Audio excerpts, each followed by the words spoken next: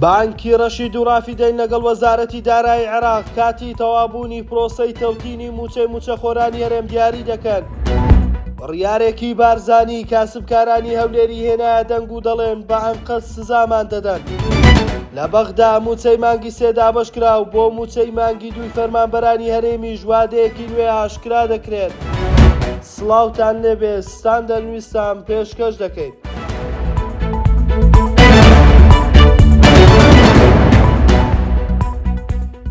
دوای کۆبوونەوەکەی وەزیری دارایی عێراق لەگەڵ بەرپرسانی هەردوو بانکی ڕەشید و ڕافیدەین پسپۆڕێکی دارایی زانیاری لەبارەی جێبەجێکردنی پرۆسەکە ئاشکرا دەکات. دکتۆر زیاد موحسین پسپۆڕی دارایی و بانکی عێراق ڕاگەیاندووە بە گوێرەی ئەو زانیاریانەی کە هەمانە وەزارەتی دارایی عێراق دەیەوێت پرۆسەی تەوتین بە بانکیکردنی موچەی فەرمانبەرانی هەرێمی کوردستان لە ماوەی 30 ڕۆژدا تەواو بکات و تووشەتی کۆبوونەوەی وەزیری دارایی لەگەڵ هەردوو بانکی ڕافیدەین و ڕەشید پەیوەست بووە بە پرسی موچەی فەرمانبەرانی هەرێمی کوردستانەوە. میکانیزمی بە بانکیکردنی موچەی فەرمانبەرانی هەرێم بە شێوەی باش و خێرا و بێدواکەوتن و ڕوونیشی کردوتەوە ژمارەیە کۆمپانیای تایبەت بە پارەدانی ئەلکترۆنی ئامادەی خۆیان دەربڕیەوە بۆ دابینکردنی موچەی فەرمانبەرانی هەرێم بە گوێرەی هەمان ئەو میکانیزمێکە فەرمانبەران و خانشینانی حکوومەتی فیدراڵی لە شارەکانی هەرێم و وڵاتانی وەک تورکیا و میسر و هەنێ وڵاتی دیکە دەژین و موچە وەردەگرن. ئەوەشی وتووە وەزارەتی دارایی دەتوانێت بە ئاسانی کارتی بانکی بۆ فەرمانبەرانی هەرێم دروست بکات و هیچ بەربەستێکی تەکنیکی نییە، بەڵام پرۆسەکە پێویستی بە هەماهەنگی هەیە لە نێوان وەزارەتی دارایی فیدراڵی و وەزارەتی دارایی هەرێم.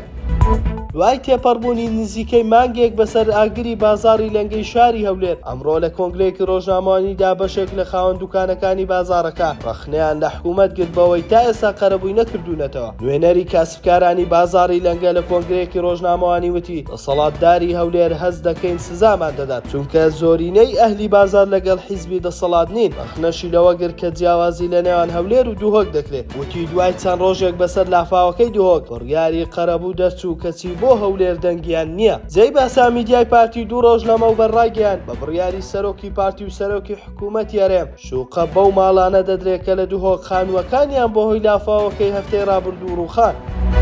وەزارەتی دارایی حکوومەتی فیدراڵی دەستی کرد بە دابەشکردنی موچەی مانگی سێ موچەخۆرانی خۆی. لە کاتێکدا تا ئێستا حکوومەتی هەرێم موچەی مانگی دووی دابەش نەکردووە. ئەوە لە کاتێکدا حکوومەتی عێراق تا ئێستا زیاتر لە 600 ملیار دیناری بۆ ناردووە بۆ دابەشکردنی موچە. وەزارەتی دارایی هەرێم تاوەکو ئێستا بە فەرمی هیچ وادەیەکی نوێ ڕانەگەیاندووە، بەڵام ئاماژەکان بۆ ئەوە ناوەڕاستی ئەم هەفتەیە لیستی موچەی مانگی شوبات ڕادەگەێنرێت و دەست بکرێت بە دابەشکردنی موچە. بۆ چارەسەرکردنی کێشە موچەخۆرانی سەربازی و ئەمنی بەپێی زانیاریەکانی میدیای پارتی بڕیار دراوە لە شوێنی ناوەکان کۆدی ئەو موچەخۆرانە بنێردرێت و بەغدا لەسەر بنەمای کۆدەکە ئەو بڕەپارەی پێویستە کەوا بۆ دابەشکردنی موچەی هێزی ئەمنی و سەربازیەکان بینێرێت.